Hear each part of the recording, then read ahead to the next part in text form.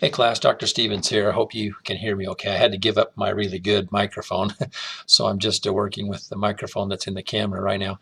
Just want to give you a quick a message about uh, how I'd like to have you label some of your work. As you know, we've had to switch back to Canvas from eCoach, and I realize that that's been a little bit clumsy, and so now you're having to switch gears and put your stuff in Canvas, and it's been working fairly well, but there are a couple of things about Canvas, the LMS, that I think is getting past some of you.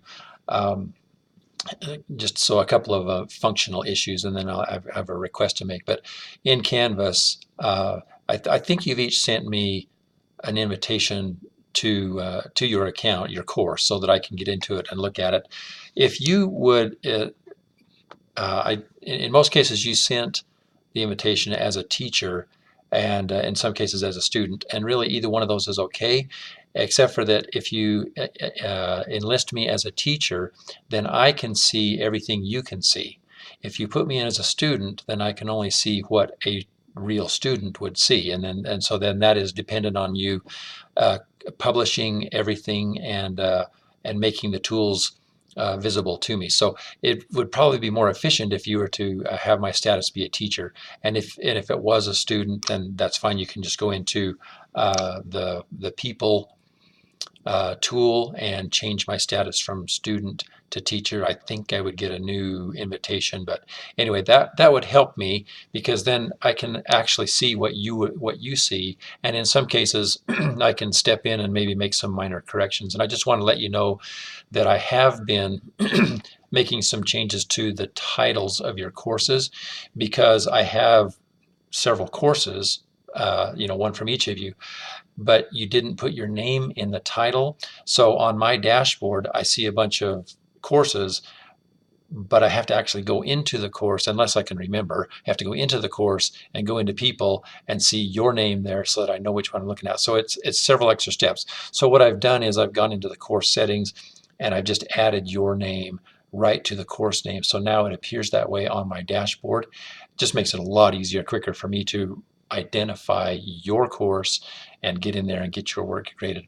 So I hope you don't mind if I did that. The other thing is, uh, as you add content, you're getting more and more and more in there, and it's getting harder for me to recognize the work that I've graded before and what yet needs to be graded. And so what I'd like you to do, when you name your content pages, uh, you can name it whatever you want that makes sense to you, but then in parentheses, maybe just put the actual labeling of the assignment. So if it's L5 activity that the assignment is, then when you create that content page and you put your content in there, put L5 activity in the title of that page, so that as I look at your all of the listing of pages that you have, I know which one to go to, and then I can correspond that with what I'm actually scoring, and that would just really simplify it. And I've sent some of you some individual emails to that effect, uh, but if you would just do that, that would be really handy. Then I mentioned publishing as well. There are actually three places where you must make sure that you have published. The first one is the course itself. So for a student to see anything in the course has to be published, and you do that on the home page of the course, and it's in the upper right hand corner.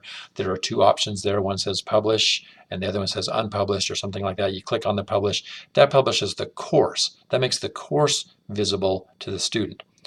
Then as you create a module, you have to publish the module also, and then when you put content pages within that module, you have to publish each page individually. So, and that's all indicated by a green check mark, I believe. And so as you look at your module page or your home page, however you have it set up, make sure that all of those modules and content pages are published, and then your students will be able to see them. Now, as I noted before, if you've given me teacher access, I will be able to see them even if they're not published, but it's just a good habit to get into, to publish those. Now, of course, I'm talking specifically about Canvas functions. If you were in some other LMS, then you would deal with whatever its individual mechanism is there. But since Canvas is what we're working in right now, I'm just giving you a little tutorial on that. So anyway, as we finish up the term, uh, There was also a question about your portfolio, and I think I made an announcement about this. But from my perspective, the portfolio is essentially the final deliverable that you would want your student to see, and it doesn't have to follow any exact format. If you're patterning it after the course that you're in, the Canvas course, that would be fine. But you don't necessarily have to have a bunch of different modules for every assignment. You can have one single module, and then you could have different content pages within that module if that's simpler. I'm not going to be fussy about that. All I'm looking for is that it looks linear, and that it would make sense to the student, the participant, and all that. So anyway, I've gone on for 6 minutes now, but anyway, I hope that helps. Let me know if you have any questions. Thanks.